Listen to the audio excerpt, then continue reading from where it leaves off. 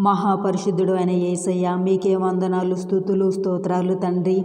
రక్షణ లేని వారికి రక్షణ దయచేయండి. పాపంలో ఉన్నవారికి, శాపంలో ఉన్న వారిని విడుదల కలిగించండి. అనారోగ్యంతో, రోగాలతో బాధపడుతున్న వారికి స్వస్థత కలిగించండి. స్వస్థపరచు యెహోవావు నేనే అని అన్న దేవుడు తండ్రి. పిల్లలు లేని వారికి గర్భఫలము తెరవండి. గర్భఫలము యెహోవా ఇచ్చు బహుమానము. గర్భఫలాన్ని దయచేయండి. గర్భిణీ స్త్రీలకు మంచి ప్రసవాన్ని దయచేయండి. కోర్టు కేసులు కొట్టివేయండి. అన్యాయంగా అక్రమంగా పెట్టిన కోర్టు కేసులను కొట్టివేయండి. భూ సంబంధమైన తగాదాలను కొట్టివేయండి. ప్రతి వారికి న్యాయం జరిగించండి. ఎవరైతే స్కూల్స్కి, కాలేజెస్కి, యూనివర్సిటీలకి వెళ్ళి చదువుకుంటున్న వారికి మంచి జ్ఞానాన్ని దయచేయండి. అదేవిధంగా విదేశాలకు వెళ్ళే వారికి వారి రాకపోకల్లో మీ కాపుదల, భద్రత, జ్ఞానాన్ని దయచేయండి.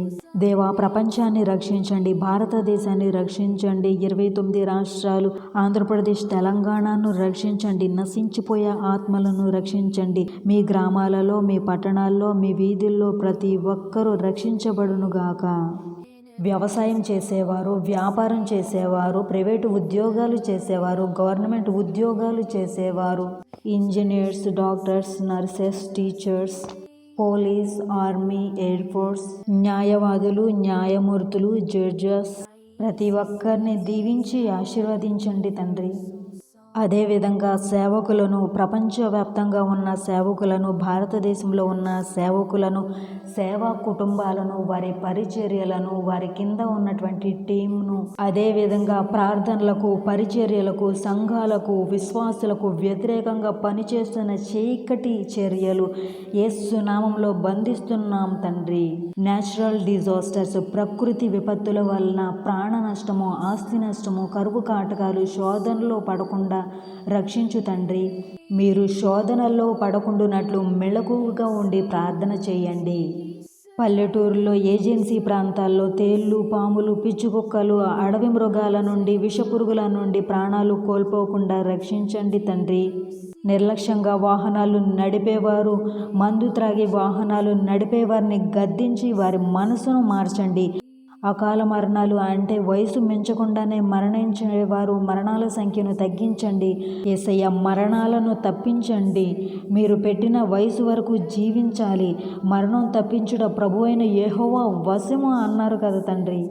హింసించబడుతున్న క్రైస్తవ మిషనరీలు, క్రైస్తవులు మత కలహాలను తొలగించండి. వారి ఆయుష్ ఉన్నంత వరకు జీవించాలి. వారికి మరణాన్ని తప్పించండి తండ్రి. పిల్లల్ని కిడ్నాప్ చేసేవారు, పిల్లల్ని అమ్ముకునేవారు, చెడ్డ స్నేహితులు, మందు, సిగరెటు, మద్యపానము, డ్రగ్స్కి బానిసైన వారిని, అబద్ధ ప్రవక్తలు, దొంగలు, మాంత్రికులు, వ్యభిచారులు, నరహంతకులు, వీటన్నిటికీ బానిసలైన వారిని మార్చండి దేవా. అంతేకాకుండా యేసయ్య, ఎవరు ఏ సమస్యల్లో ఉన్నారో, ఎవరు ఏ ఇరుకుల్లో ఉన్నారో, ఎవరు ఏ ఇబ్బందుల్లో ఉన్నారో, ఎవరు ఏ పోరాటాల్లో ఉన్నారో, ఎవరు ఏ గాయాల్లో ఉన్నారో, ఎవరు ఏ అవమానాల్లో ఉన్నారో, ఎవరు ఏ నిందల్లో ఉన్నారో, ప్రతి ఒక్కరి భాష బిందువులను తుడిచి వారిని ఆశీర్వదించండి. సమస్యల వలయాల నుండి విడిపించండి. మానసిక ఒత్తిడుల నుండి విడిపించండి. కుటుంబ పోరాటాల నుండి విడిపించండి. శత్రు బంధకాల నుండి విడిపించండి. అనారోగ్య స్థితిగతుల నుండి విడిపించండి. అనారోగ్య స్థితిగతుల నుండి విడిపించండి. అందరికీ శుభము, దీవెనలను ప్రకటిస్తున్నాము.